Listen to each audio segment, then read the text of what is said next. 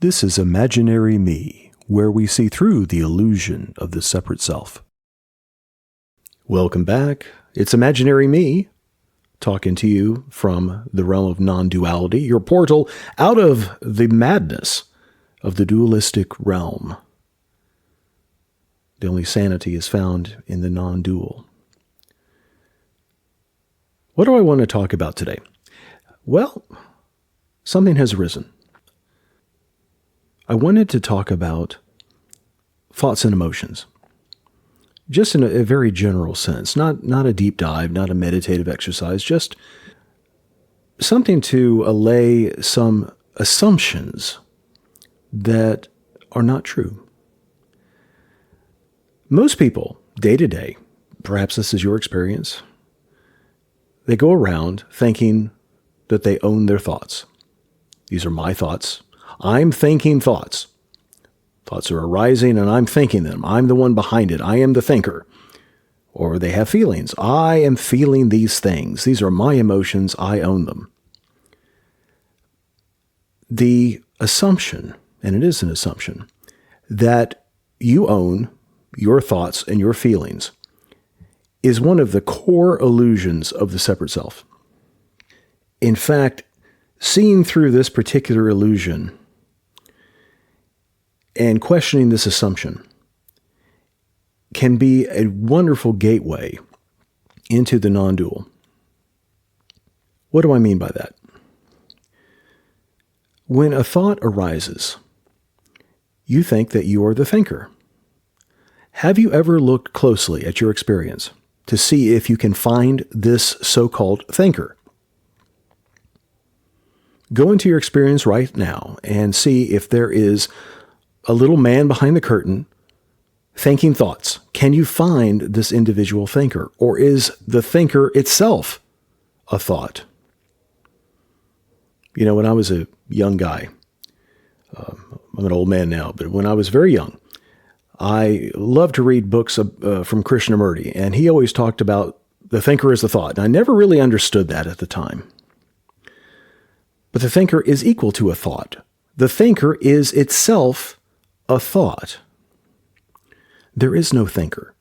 The thinker is an assumption, a belief, a thought itself.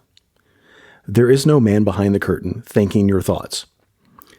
So what is actually happening? Thoughts are arising by themselves. If you watch your own thought process, and emotions for that matter, if you watch them carefully, you'll see that they arise out of nothing. They simply appear. Even the thought that appears that, oh, I'm going to think about this thing now. I've got a problem to solve and I'm going to think about it. That thought that starts a chain of thoughts, where did that come from? It came out of nothing. Thoughts and emotions arise out of nothing. There is no thinker behind the scenes pulling the strings.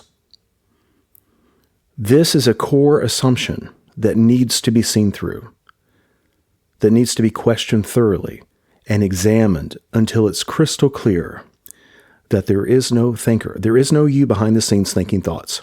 That's a shocking thing to say in public. People will think you're mad and want to put you in a van and take you away to the rubber room, wrap you in a straitjacket and hear you mumble, right? It sounds insane, but I invite you to go into your own experience today and look and see where thoughts arise from. Do they simply appear, or is there a thinker behind the machine, in the machine somewhere, producing these thoughts?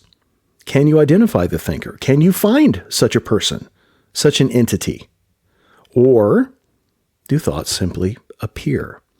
And if you watch the process, they appear, they hang around for a moment, and then they disappear.